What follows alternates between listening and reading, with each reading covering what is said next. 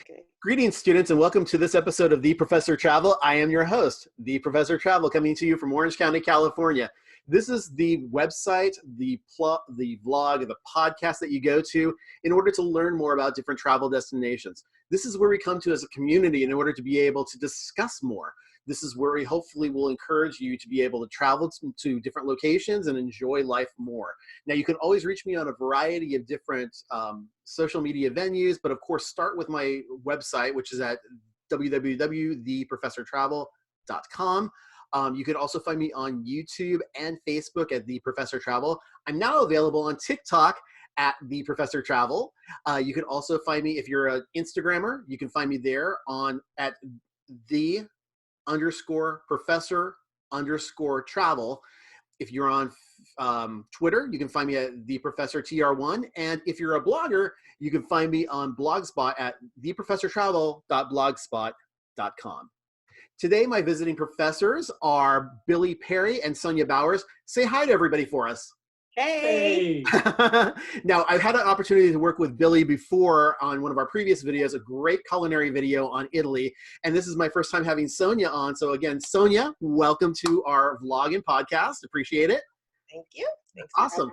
Now, for the benefit of our students and for those who maybe didn't have a chance to see the previous Italy video, maybe if the two of you can go over a little bit about yourselves, maybe a little bit about your educational background, and maybe a couple of places that you guys have traveled before. Okay. Well, educational background, I have a bachelor's in business, a master's in psychology, and a second master's in adult education. Sonja has a degree in interior design and in, what was that? I forgot. Marketing. There you go. Human services. Okay, yeah. So we definitely believe in education, and how it helps us see the world, I think, in a little, And speaking of which, you guys have an critical thinking point of view. No, that's fantastic. And speaking of which, you guys have a wonderful YouTube channel. I want to touch base on that really quick before we even get started. It's called Weeby. Now you got to look for it because again, there's a lot of different little Weeby channels, but you'll see like a blue background for the icon with Sonja's lovely face and in the cartoon format there. Cartoons are great. But you guys do different travel vlogs and different travel videos, correct? Absolutely. Sonja's a professional photographer, and I'm her assistant. She taught me the ropes and how to shoot. We do weddings and engagements and stuff like that, kind of on the side for fun. And that's when we got into making these travel videos, because we love traveling, and we've been to about 6-7 different countries together since we got engaged many years ago, and we decided to combine the two and see how it went. And it's turned out pretty cool, and we have a lot of fun making the videos. So you can always check those out on Weeby. Sounds great. Sonja, anything to add to that? You asked other places we've been? Yeah. Places we've been. I was born in the Bahamas, so I've definitely been there. And I've been to Spain, Iceland, France, where else? New Zealand, Australia. She's been to New Zealand, Australia twice. Yeah. New Zealand's beautiful. Japan. Japan's my favorite. Mexico. Yeah, Cancun.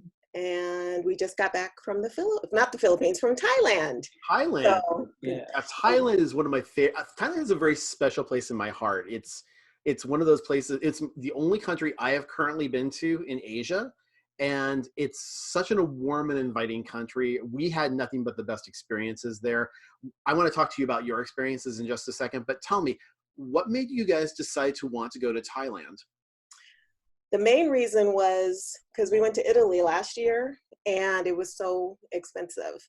So we wanted to, the main reason I looked for places that were cheap. So we have like this extra getaway thing with RCI. Oh yeah. And we ended up finding a resort there for a week for $230. Now, for those who are not aware, for my students out there who are not aware, RCI is a group that handles a lot of different timeshares and different types of travel that way. So you can maybe exchange your timeshare in order to get someone else's. So for example, I used to have a timeshare over at the Desert Springs Marriott in Southern California, and we would occasionally trade that out to do either Paris or Thailand, Bangkok, or Las Vegas, depending upon where we wanted to go. I assume you guys were under the same type of situation there? Yeah, similar. They actually have, we didn't use our points. They actually have like this extra getaway thing where you can just like a side thing. Yeah. And so that's what we did. And it ended up that they ended up canceling on us at the last minute. Right. Oh no. Talking like a week and a half before. So but luckily I found, because Bangkok is so inexpensive, I was able to find another place like on booking.com that was just like maybe $100 more for the week. So Sonja's got like skills when it comes to booking.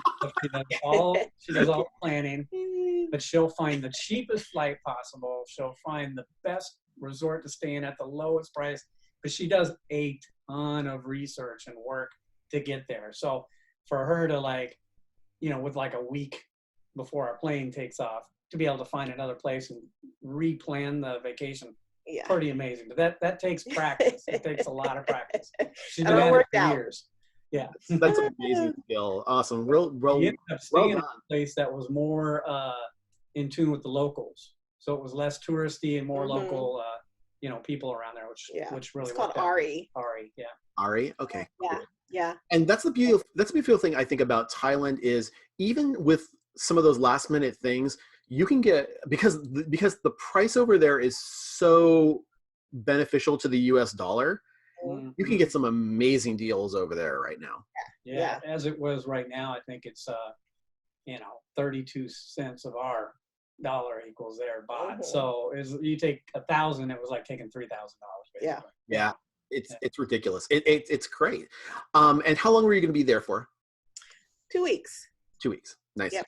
And I think that's a little over 2 weeks. It was a little over 2 weeks. Yeah. Well, one thing that's cool is most people do Bangkok like as a start out destination. Oh, we're going to do 2 days of Bangkok, then we're going to go to Phuket or some other beachy place, and or out in the jungle or whatever. We did most of it in Bangkok to experience the city and the street food culture and all that, and then went out in the jungle for a few days. But most of it was in Bangkok.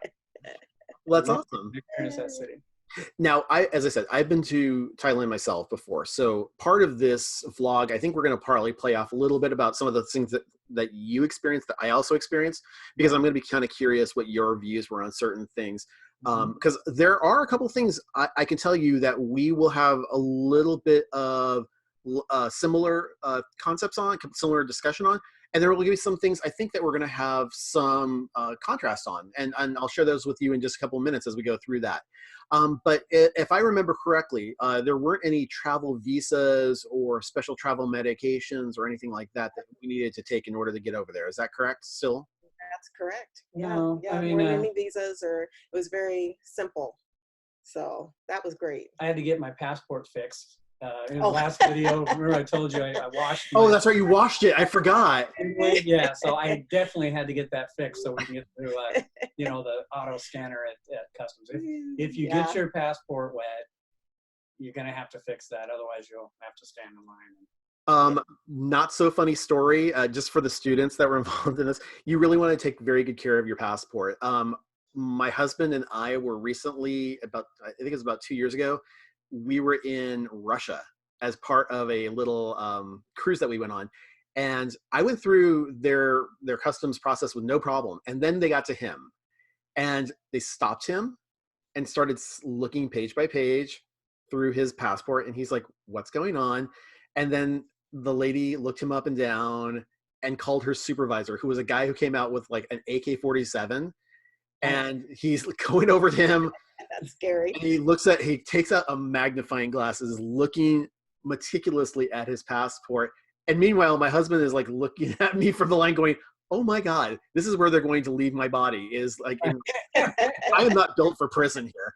And so finally they let him through, but he is like, I need a smoke in a bathroom, and not necessarily in that order. Just get me out of here. I just need to get that taken care of. So why? That was what?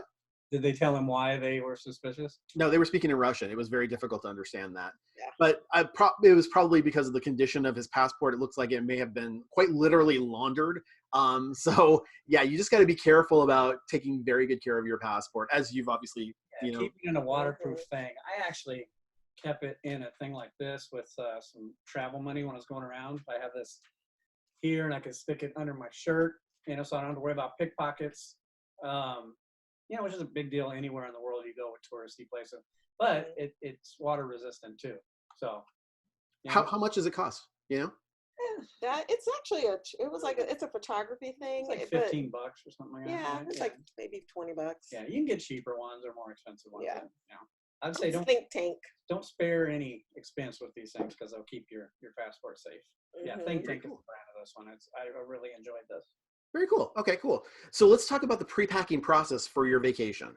Now, as part of that process, I was going to ask, did you know what the weather was going to be like? What were some of the kind of travel clothes that you brought with you? Talk to me a little bit about that.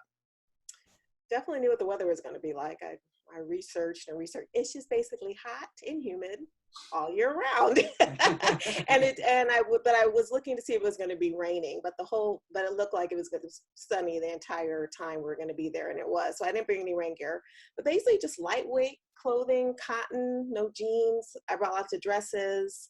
Yeah. You do want to take some no jeans. Long pants, Yeah. Well, we brought light, pants, but there were certain places that we were planning to go that she researched so thoroughly where you needed long pants.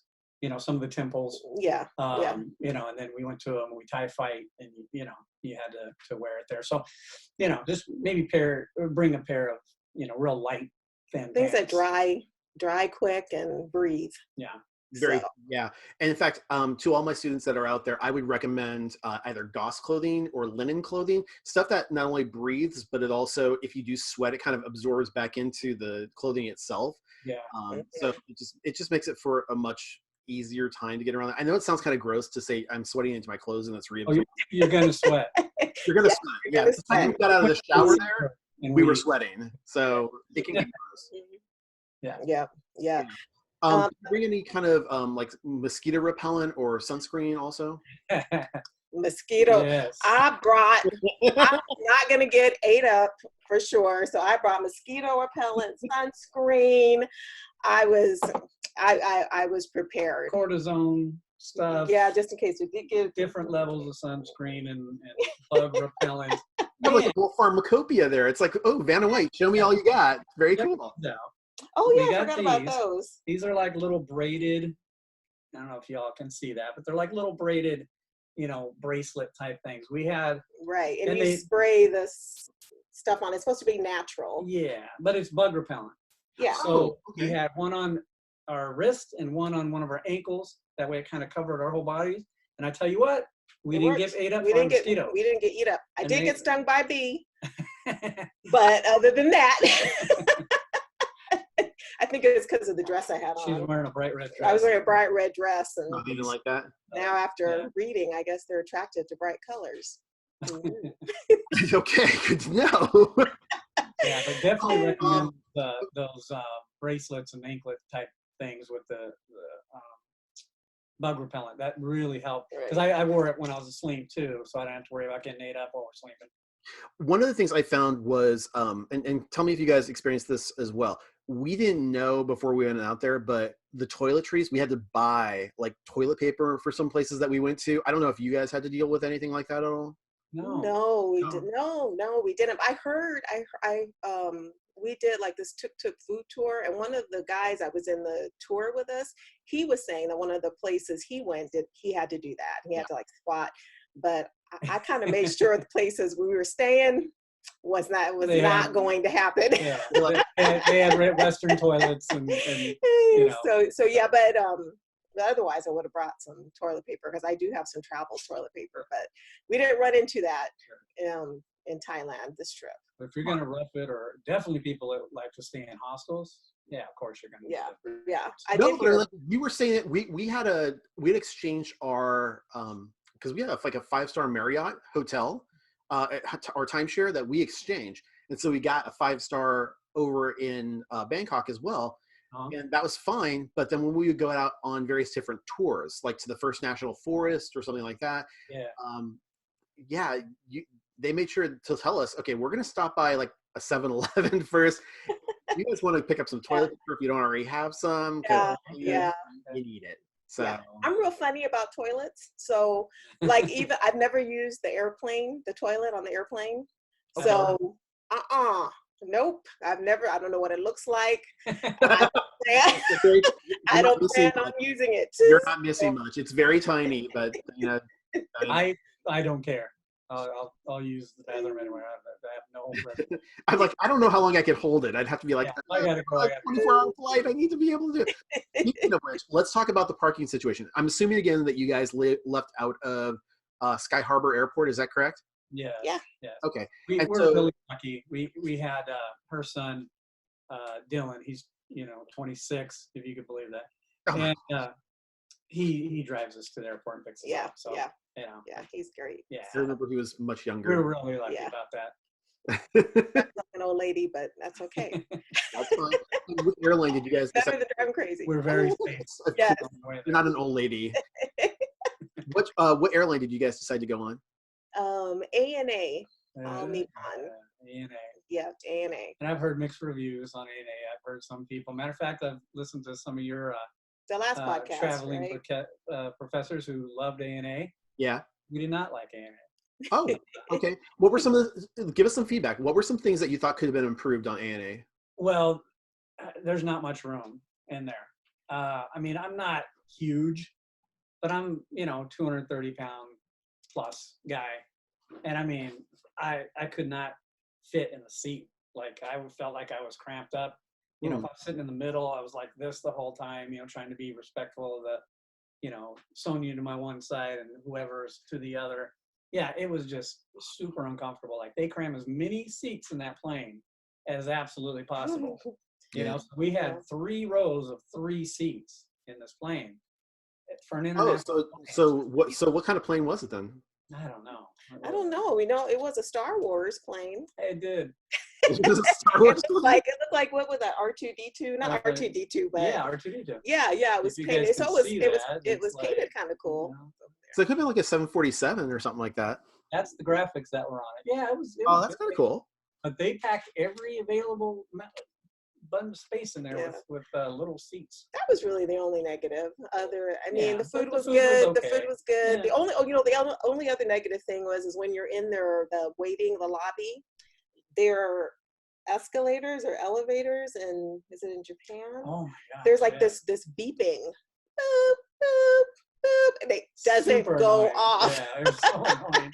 So, but I mean, other than that, it's a plane. I mean, I guess that's what you get when you don't want to spend a lot of money on. But you kind of have to measure it out and say, okay, well, do I want to spend a lot of money on the flight? Do I want to go the coach route? Or is there like a happy in between where maybe I use some of my miles to upgrade a coach seat to something a little bit more luxurious? Like I could tell you, we recently went, I think it was in August, we went on a trip to take a cruise from Rome to Venice. And when we did that, we ended up spending more, I think, on the flight itself than we ended up spending on the cruise and the hotel and our excursions, just because we really wanted to make a really luxurious flight. And we did. We actually upgraded to kind of what's called a premium class flight. So it wasn't coach, but it wasn't business class. It gave us more leg room, but we got to sit in like first class type seats. So they were leather and they were plush, and we had like a large window, and they gave us first class food. Yeah, you got to be careful with those. We've done it where we pretty much got put in a coach seat and paid the premium price and still had a comfortable trip. No, it just depends on the airline, I guess. Yeah, I would scream up and down if someone tried to charge me and put me in like a coach seat like that. That would not be acceptable. Tasered and drug out of the plane. I'd be like, Chris, you can't freak out in planes anymore. Yeah, there's a lot of viral videos for that. So please, you don't want to be that guy. For my students that are out there, for those of you who have not learned this lesson, please be very careful what you do on a flight because the internet is forever, and you do not want to be that person that's dragged off the plane for something that that really, like, doctor on the United one drink short of a YouTube video. Okay, that's all I'm saying. So yeah, you got to act right. all right, so let's talk about the distance and the time it took to get over to Thailand. Well, it took us, let's see, we went from LA to Tokyo. Still recovering. Yeah. We had about a 3.5 hour layover there, which is cool. And it took us all in about 21 hours to get there. Yeah. Yeah. Mm-hmm. And on the way back, just because we had a little more layover, and we came back from we went from Thailand to Tokyo to Denver to Arizona, to Phoenix. That took us 27 hours to get home. And we were knocked out for a good 5 days. And this is why you take those 2-week vacations, because you don't want to just do a 1-week vacation where one day is spent in travel and another day is spent in travel. Now you have this 5 days in Thailand for something like that. Yeah. See, on the way there, like if you're traveling east, it seems like I don't get jet lag there. When I get there, maybe I'm just in a happy state of mind or something because I'm there, but I don't feel any jet lag. On the way back, it always wipes me out. See, I'm the reverse. I remember the first time I traveled, I went to Amsterdam, and I didn't do as a lot of my friends had recommended, which was, just try and stay up through the evening and you'll adapt pretty quickly. I didn't. When I got there, I fell asleep, and for the next 5 days, I was having problems where I would end up getting incredibly tired by about 4 p.m. or 5 p.m. and I have to go to sleep, and then I wake up at 1 a.m. and it just sucked. And then on the very last day that we're there, I'm starting to adapt to the new time change. I'm like, no, not now. I'm getting back. Don't do this to me, body. Stop it. So yeah, be mindful of the time changes because, again, there's going to be some different tricks that you may need to learn, students, in order to be able to travel successfully and make the most of your time there.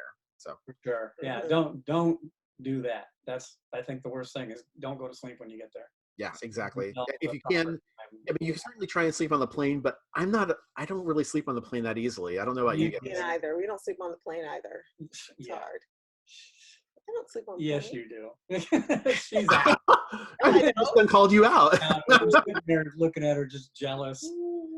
She can sleep on the plane, but I don't. The same way. He can just crash no matter what. I'm like, I don't get it. It's for me. It may not feel like she's sleeping, but she's sleeping. Okay. Oh, now, even though you didn't spend like a lot of time in Japan, you did have a little bit of a stop there for 3 hours, right? Yeah, so we got to do a couple cool things. One is there's this sounds silly, but there's a hair gel there, like a hair product, like a pomade that I love. It's the best ever. And it's like $3 for something that would cost probably $30 here, which is crazy. Are you serious? Yeah, it's called Gatsby. I don't know. I don't have it. I posted it on. Yeah, but you know what? You have the perfect hair. I can totally see it right now, so you're fine. Anyway, very fresh team.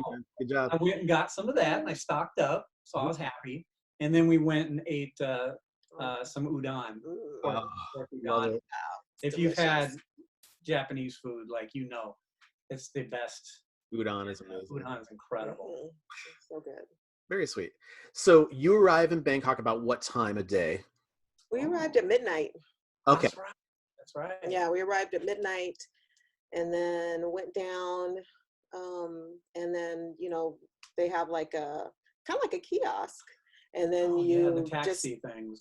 Type it in, and then they shows your number come up, and so it's like a restaurant where you take numbers.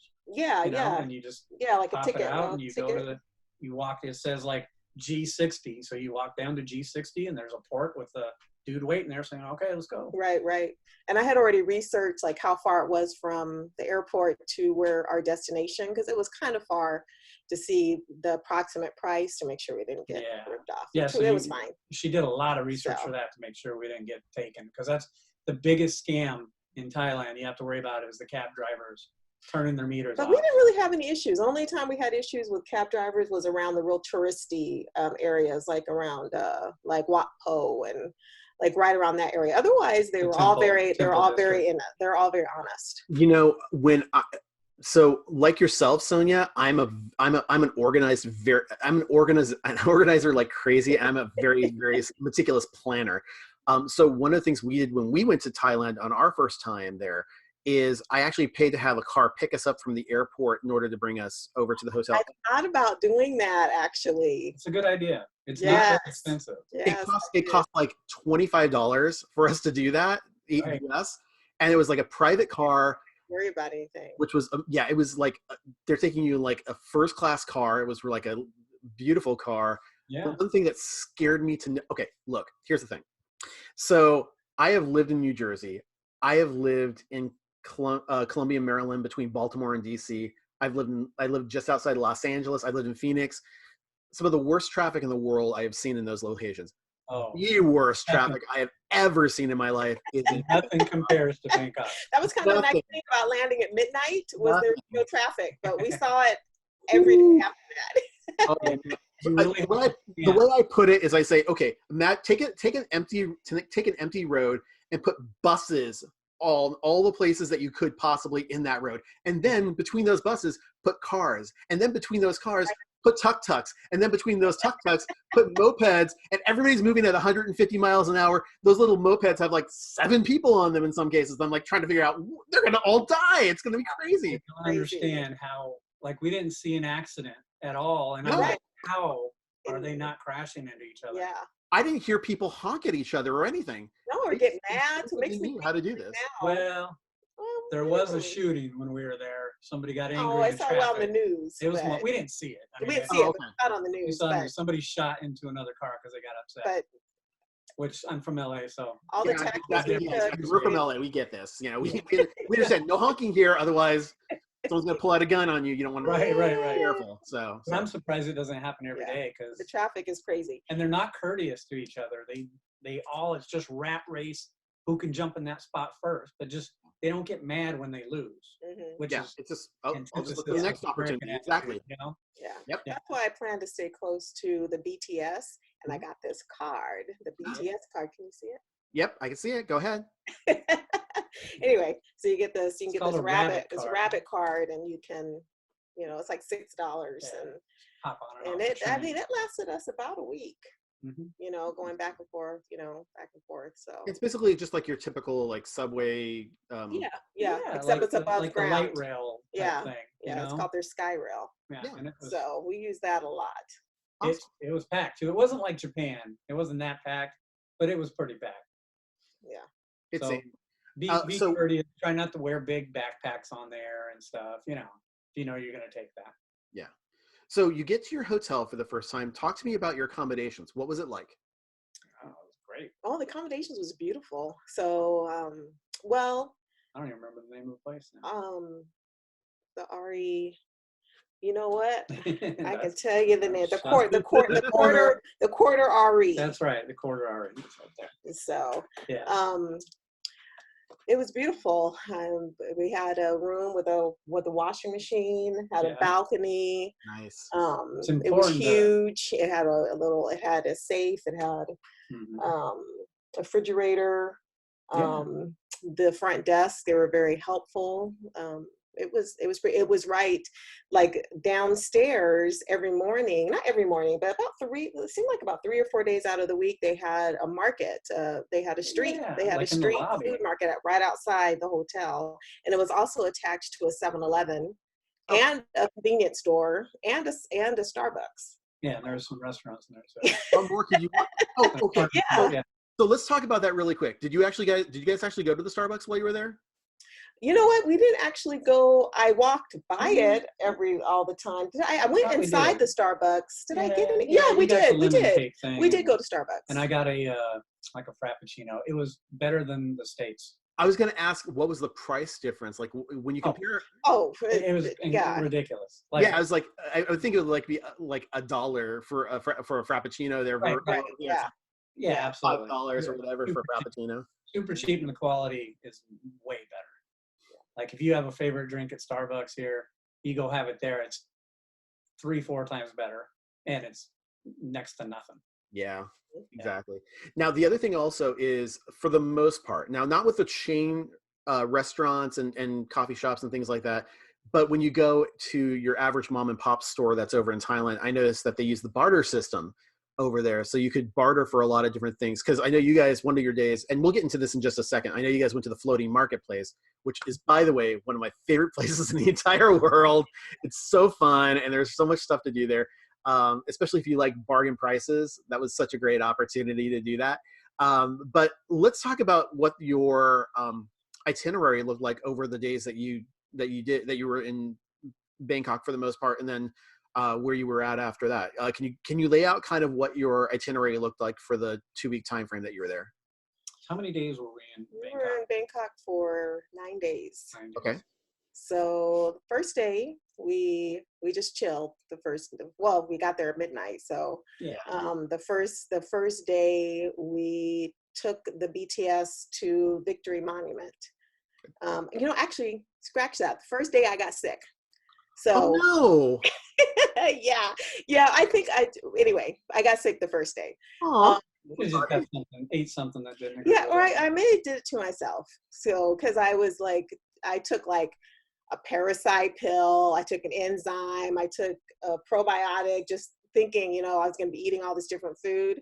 And then I didn't eat on the plane. So anyway, who knows? I may have just done it to myself with all the stuff that I took on an empty Because I didn't get sick, so who knows? Yeah, we pretty much ate the same stuff. Yeah.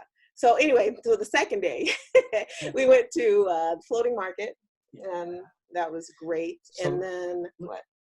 There's a little tip I want to give everybody on the floating market. Please. Because we are, especially Taskmaster here, she's like the organized one, right? So she likes to do things early, and there it's nice because it's hot, so the earlier the better. So I understand. But Thailand, they're not, and especially Bangkok, they're not early starters. Mm-mm. Yeah, right? Like that really shocked me. So, something like Venice, they're up at 4 a.m, get started today. Well, they were singing right under our window at 4 a.m. So, are you sure they weren't out until 4 a.m. and then wrapped up? Because when I was at Venice, I was at St. Mark's, or was it St. Mark's Square? Yeah, and I have a video of me out there, and there's like 10 of us at 9 a.m. in the morning, and there's no one else. Wow, it was packed when we were there at 9. I don't know. Anyway. Yeah, they nowhere in Thailand do they start early, it seems. So we got to the market like early in the morning, like right at 8, I guess. Mm-hmm. They do not start at 8. Like we were the only ones there. Half the vendors weren't there. So this lady says, "Hey, why don't you just take a boat ride?" And so we got the whole canals to ourselves. Yeah, it was we nice. got to ride with this real cool guy. So I mean, it was fun, but there was no boats out with their products yet. Until like we went and did this whole ride, and then we were coming back and they were getting set up. Then we got to enjoy the market. So the tip is don't go too early. Like if it starts at 8, show up at 9, because you're going to see more. One thing we did as part of that same package is and by the way, you can get people, actually most of the tours we had picked us up from our hotel. So we would have like the guy who with the driver would come and pick us up from the hotel. We went to an orchid farm first, early morning. So we got to do that, got to see a few things there, got to get some good bargain pricing and stuff like that. There was like a salt dike nearby. So that was kind of interesting to see like a huge mountain of salt in the area. And then they took us out to the speedboats where we went down the canals in order to get to the floating marketplace. And it was also a little bit of cultural interest there as well, where we actually stopped in the canal really briefly because there was a monk that was coming by in a rowboat, and we got a chance to give a quick donation to him, and then we sped by him afterwards, but it was really cool. But yeah, the floating marketplace, for anyone who is not aware of this, is just this conglomeration of different shops and restaurant type stuff that's on these pontoons. We went to one of the restaurants that was out there, and my husband had ordered something, and we were kind of curious about this because we didn't see any kitchens or anything like that. And he like ordered pad thai, and so when the waitress signals out to one of the people on one of the boats, they come on over, they start to mix up this pad thai in a wok on their boat.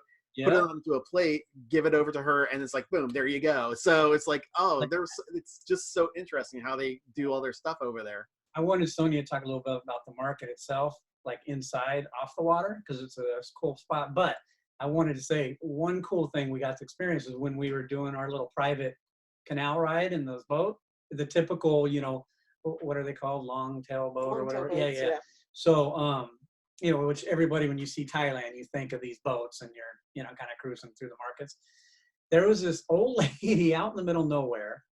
And I mean, we saw Komodo dragons swimming by our boat. Oh, that's right. Yes. That was awesome. Yes. Yes. And I got to think, oh, you guys are so lucky you get to see these. Yeah, we saw like 3 or 4 yeah. of them. They're huge. But there's this old lady in a boat out in the middle of nowhere, you know, and we're like, oh, let's go over here. And because I told the guy I want to eat. So he's like, all right. And she's out there. She's got a bunch of stuff to sell. She like, you know, I bought beers and stuff for us. And her husband was on a boat, just chilling, cooking. And he cooked this soup that was honestly the best soup I had in Thailand. Amazing. I mean, it was extraordinary. You know, so we bought our stuff. We bought, you know, lunch for the guy too, who was driving us around. And I mean, we spent like $1.90 or something. Yeah, it's crazy cheap. It's the best meals I've ever had. Like I'll remember that bowl of soup for the rest of my life. And you know, the funny thing is, again, to my students who are out there who are not familiar with you, our whole last, and I recommend that they go back to the previous vlog that you did, which was on Italy, because you are definitely a connoisseur of food. I mean, I'm not striking at your poise, but I'm talking about, you know, you know about the Michelin. We're definitely foodie. Yeah.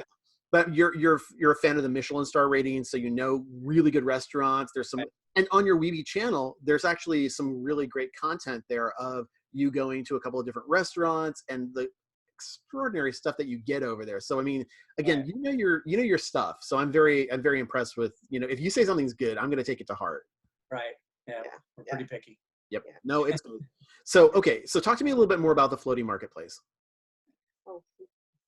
I mean, I thought it was really relaxing. It's probably one of my favorite places, in especially inside where they have all the stalls.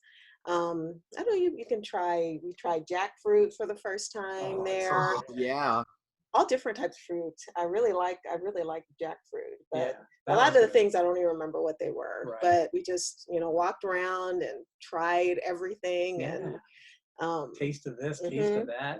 My favorite there was the pork satay. It was like a piece of pork on a stick. Yeah. Yeah. Oh my gosh. Yeah. So, I mean, it was like, I could have, if I lived there, I think I could just hang out there. That'd probably be where I would probably spend a lot of my time. I thought that was very relaxing. It's funny that you mentioned that.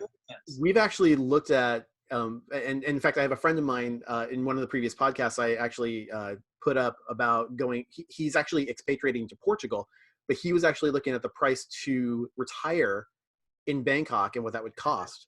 It wouldn't be that much, honestly. It's like to get a place in downtown Bangkok, it's like 1.5 million Thai baht, which is like $400,000, something like that. It's not crazy. And that's like a high rise in downtown Bangkok. But if you want to get outside of the city, it's even a lot cheaper than that. I mean, they're just such an inexpensive place to live, and the food costs there are just ridiculous. I can't even explain. Like a full meal, full delicious meal with meat, rice, vegetables, whatever, for like 60 cents. Yeah. You know, we experienced that quite a bit. Yeah. And we did hit some Michelin star places there too. Well, yeah, let's continue to go on. I mean, I know that you guys want to continue to talk about it, but I want to try and keep us kind of focused on it, like, because we can talk for hours and hours and hours. That's the biggest curse of this, is that we could share stories all day long. You know, Billy and myself and Sonja. So again, after the floating marketplace, where do we go next? Where did we go? We went to. Trying to think. We went so many places. Why don't you talk about the Tuk Tuk food tour? At night we did a tuk tuk food tour. And they went to Chinatown and then the guide. Every great city has a Chinatown. The guide was she was great. You know, he was great. And just a lot of information. So that was really fun to be on that food tuk tuk tour. Yeah, we have a whole video on that particular tour because it was so incredible. I highly recommend it, and I've had an opportunity to see a lot of your videos. Another one that really struck me was the ruins that you guys went to as well. Can you tell me a little bit more about that too? We took a day trip to Utia, and I think the guides at the front at the hotel, I swear to you, they were taking bets. They didn't think we were going to make it back because we did yeah. because did it one way, and they were like, "Oh, I don't know if you should." They're like, "Well, don't you want to get it 2 ways?" And we're like, "Oh no, we'll just get a taxi when we're there, and you know we'll get it," because we didn't want to be limited by a taxi waiting for us, and so we wanted to like spend a whole day, not realizing we just didn't understand how it worked. Yeah, not realizing that when we got to Ayutthaya, there weren't any taxis to take us home. But they were looking at us like, "Are you sure you don't want to do it 2 ways?" And we're like, "Yeah." We got lucky though. We did. No, it's a thing. Okay. When we went to Ayutthaya as well. But we took a bus to get out to Ayutthaya, spent a little bit of time there, as well as this area where there was a reclining Buddha. So that was really quite impressive. And then instead of taking us on the bus back to Bangkok, they put us on a river boat with an all-you-can-eat. Those river boats. Oh my gosh! It had an all-you-can-eat like buffet on board, and we just glided back to Bangkok. Yes, I forgot about that riverboat. Yeah. We actually struck a deal with a tuk-tuk driver. Yeah. And he took us to all the temples, the really cool temples, like the reclining Buddha and all that kind of stuff. And then he called his friend up, who was a taxi cab driver, to give us a ride home. Oh, good. And we negotiated a price. And by that time, I knew like when I was being scammed or not. So the price was like, yeah, you know what? It was a little bit higher than the private car would have been, but it was not bad. Yeah, it wasn't bad. And the guy was cool. So I'm like, all right, So there's a couple other places I want to get into really quick because I know we're kind of limited on time and you guys are amazing guests. I know you guys went to a place that we went to called Asiatique. And I know when we were there, we saw a couple of different shows and we got to do a lot of shopping while we were there. What did you guys do while you were over in the Asiatique marketplace area? We walked around. We tried durian. Oh yeah, she liked it. I hated it. I loved it. For the benefit of my students that are out there, raw durian. First off, it looks like jackfruit, but man, do not get confused. Do not get it confused. It is the stinkiest, smelliest, kind of tastiest. I mean, fruit there is out there.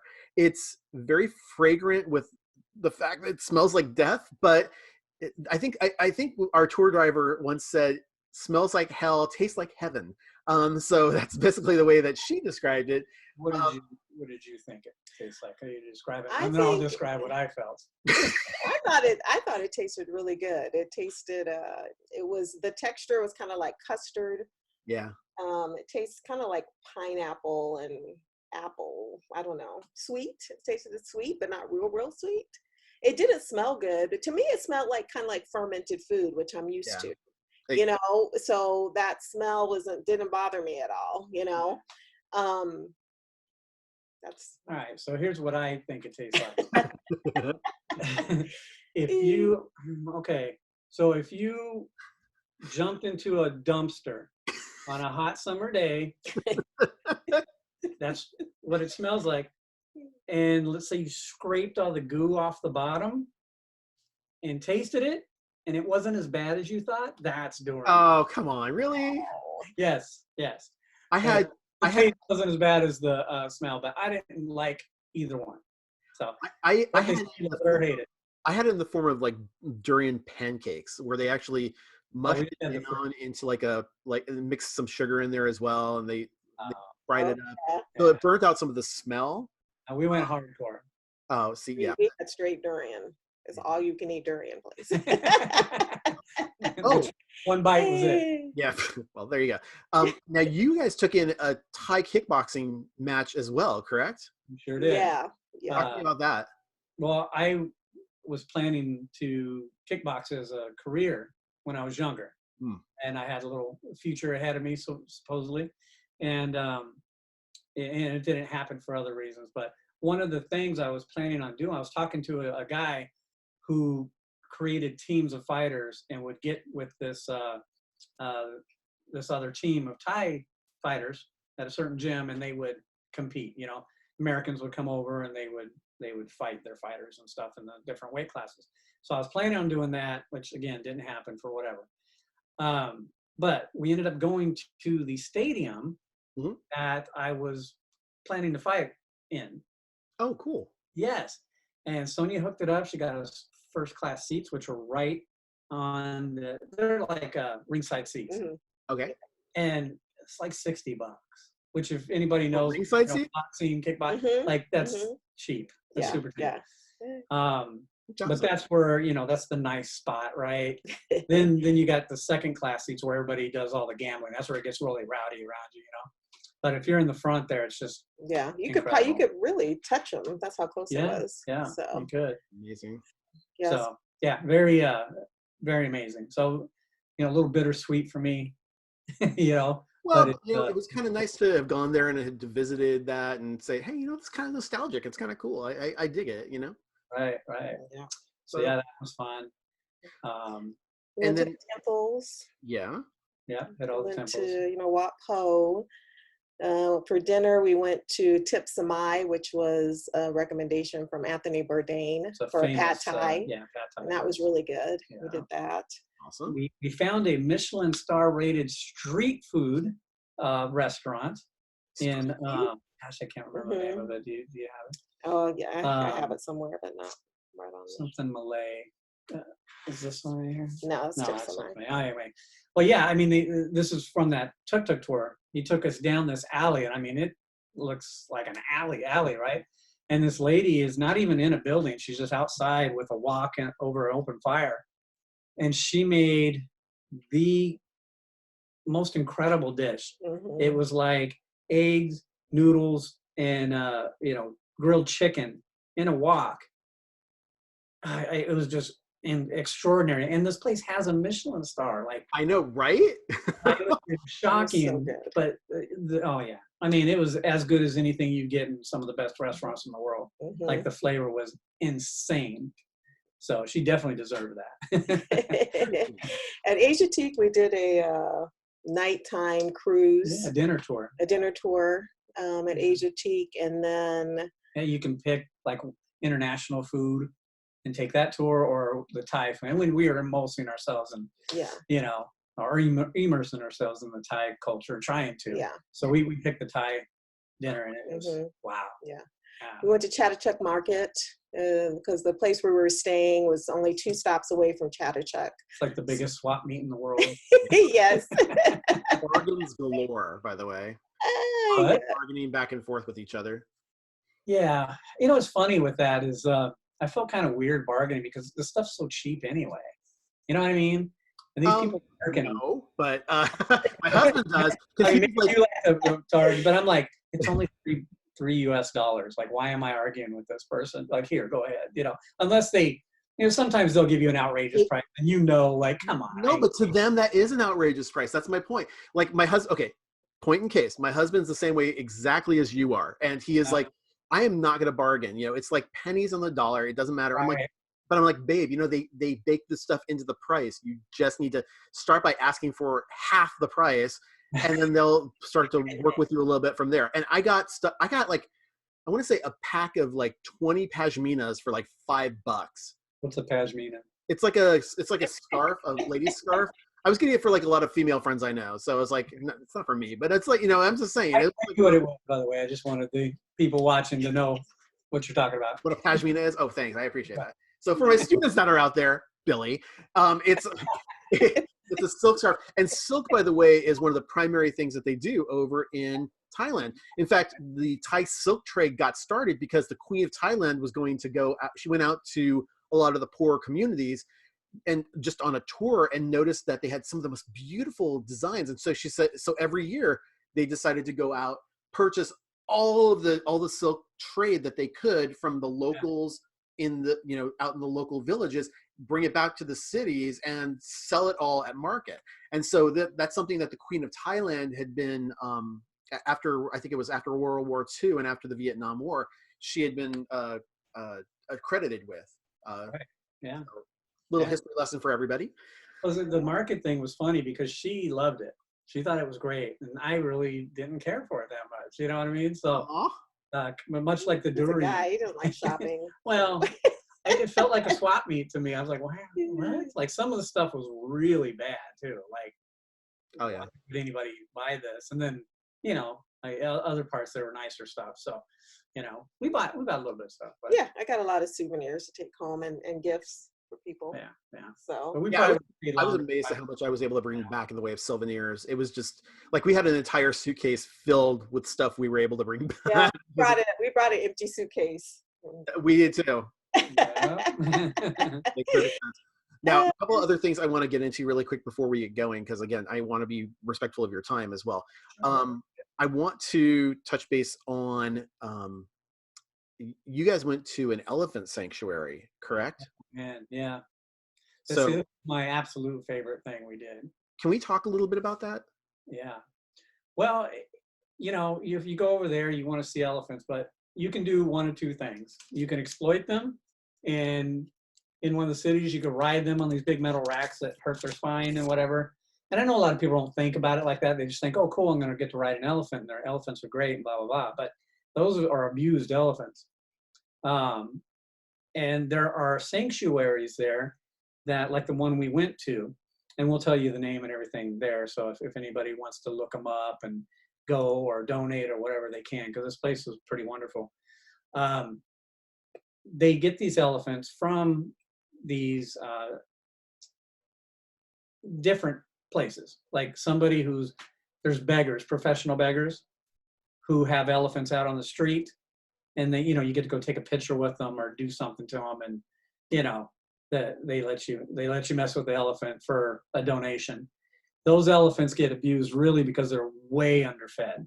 These elephants eat hundreds of pounds of food a day, and the ones out on the street, they might not get fed for a day or two, depending on how much money is coming in. So you got this huge elephant with not getting the nutrition they need. Their bones get brittle, you know, all kinds of health issues.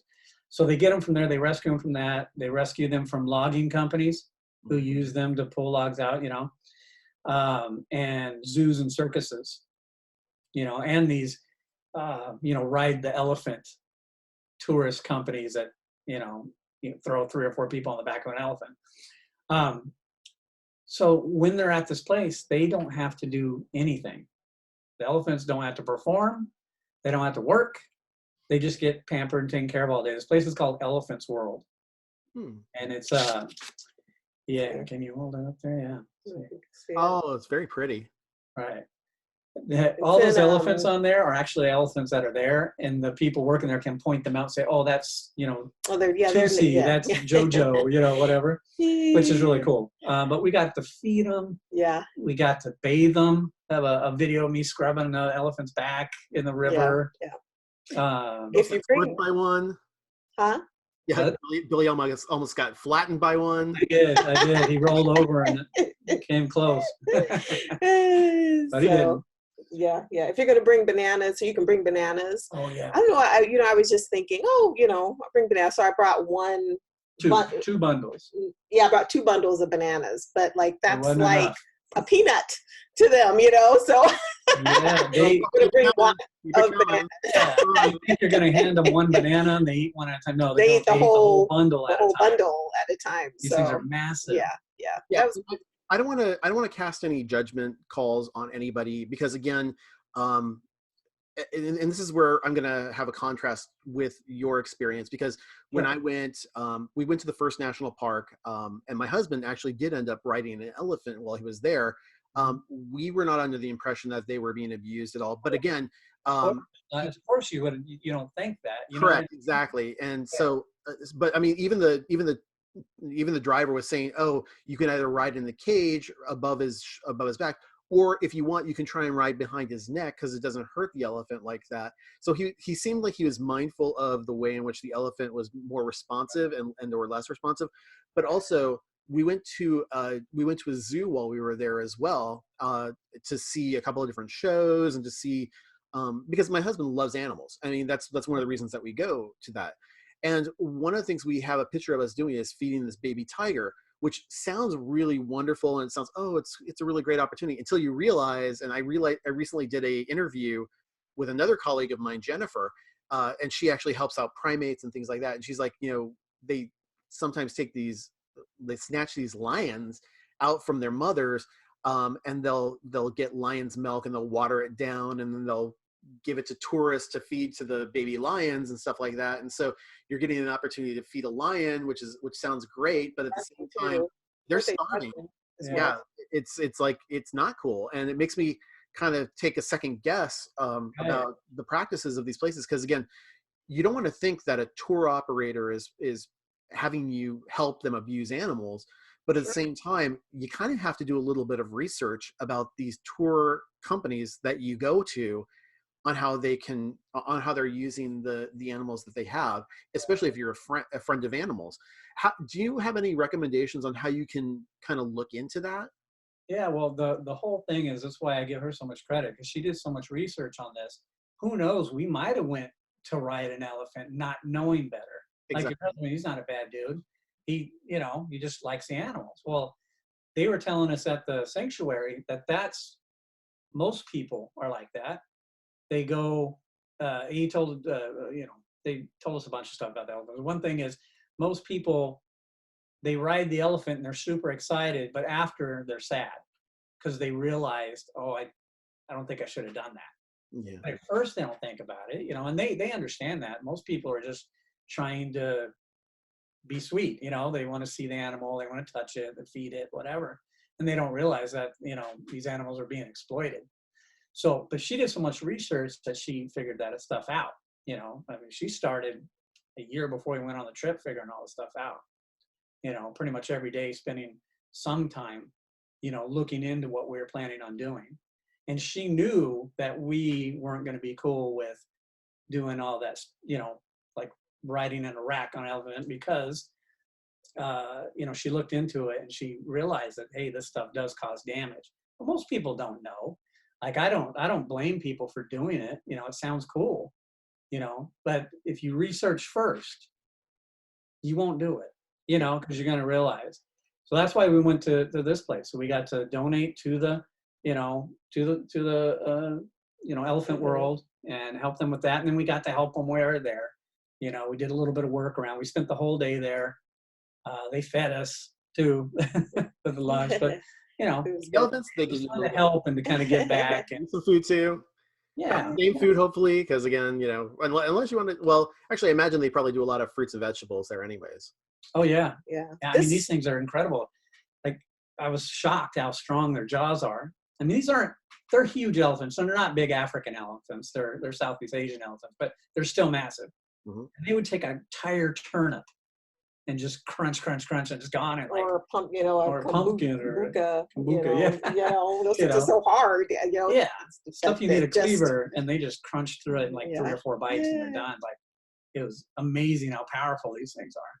No, and I think the bigger thing that we realize is, as we start to get older, we're realizing that, going on these tours and taking these trips, it's not just about us, it's about what can we do. And I have some really great videos that I have posted about giving back, whether it's to the community or helping animals or things like that, doing some charitable work when you're out there.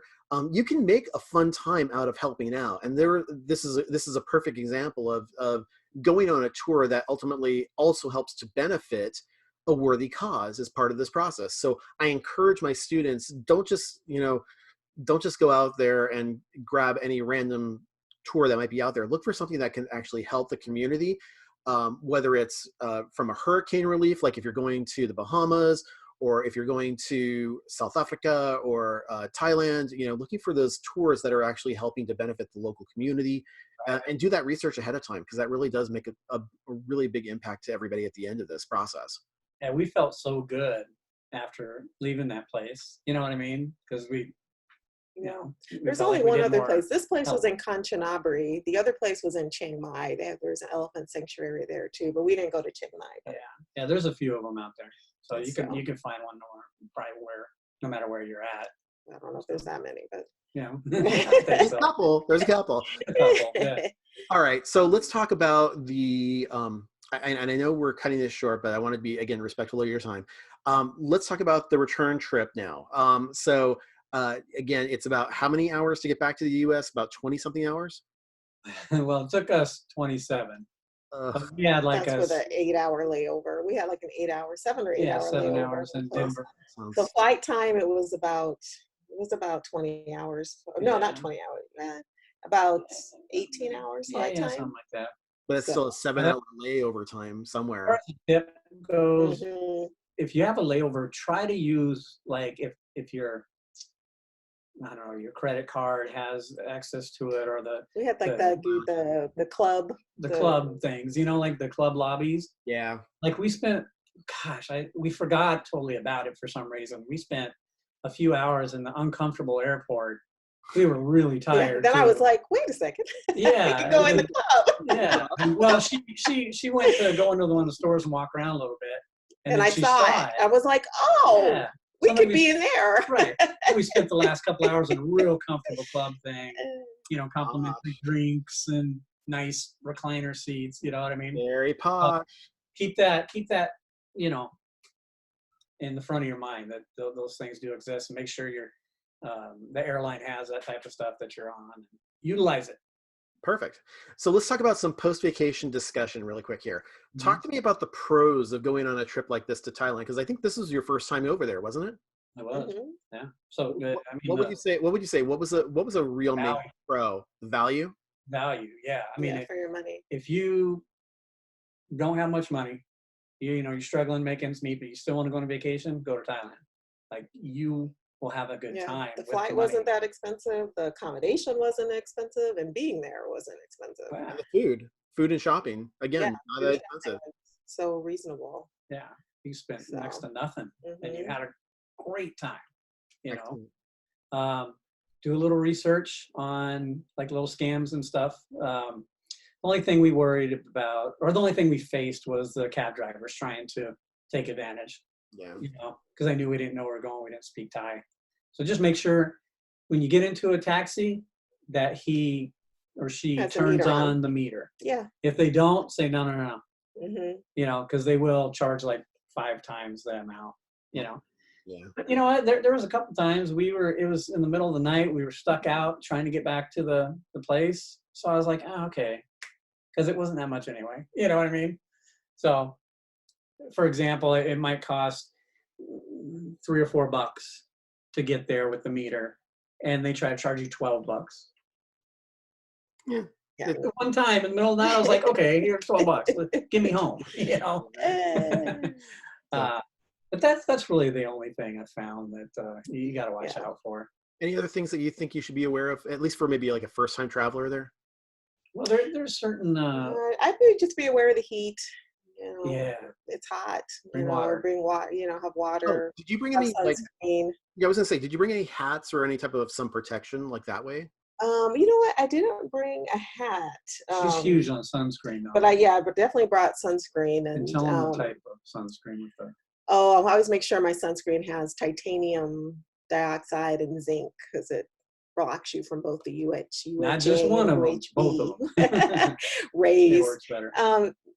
When we got out to the country, it was nice. We had an umbrella actually to block, and that was actually very helpful.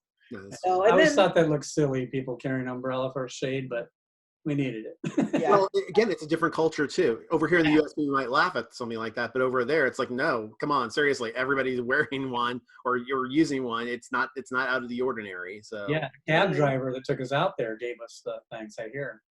Yeah, that was nice. Yeah, and be respectful of their cultural norms. Like, don't point. Pointing it's hard not to point too, because we're a pointing culture. Yeah.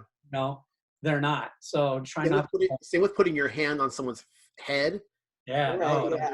They are not cool with that. Also, like you were saying, if you're going to a religious place, like a temple or something like that, please bring a shirt that covers your shoulders, something that covers your legs.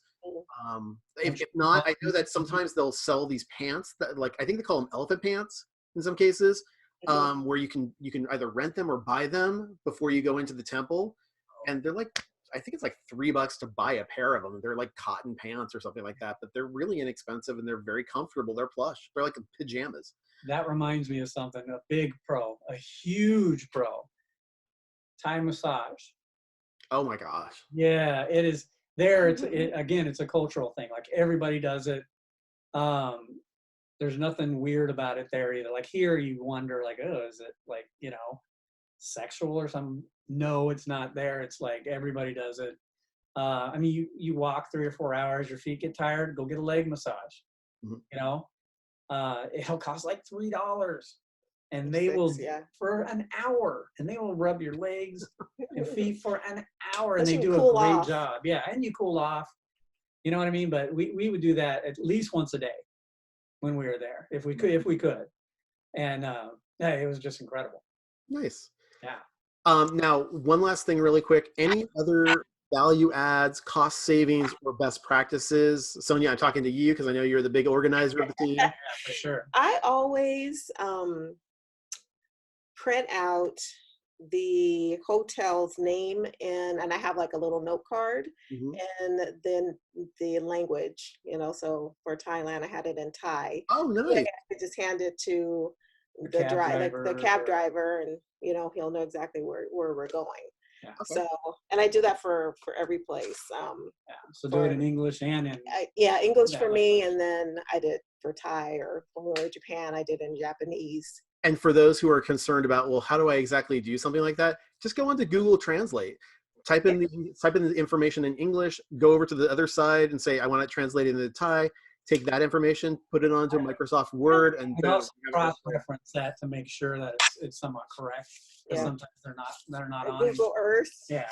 Like if you go to Google Earth, usually will have it too. Yeah. In the native language. So. Excellent. Well, again, I want to thank you guys so much for taking the time to do this for my students. I know they appreciate it. I appreciate it as well. And for people who want to be able to see more, they can always go on to YouTube, to your Weeby channel that's there. Again, please look for the icon that has the light blue background with Sonja's lovely face and animation. Or alternatively, you can go to her website, which is at Sonja, spelled Sonja Bowers, Bowers, photography, photography.com. Again, those are the best ways to reach you guys. Is that correct? Yeah. Yes. Awesome. Yeah. Thank you again.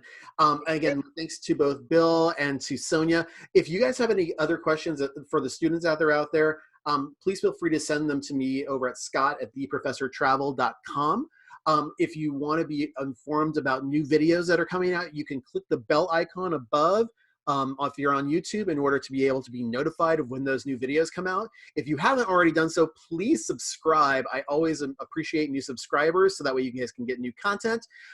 Likewise, give a thumbs up. If you like this video, please give it a thumbs up. And finally, and again, another thing, if you are hearing this on the podcast, please give us a positive rating. We really appreciate it. It helps us keep the channel going strong. So for all my students that are out there, I want to say thank you so much, and please make sure to make every day a travel adventure. Take care, everybody. Bye-bye now. Bye.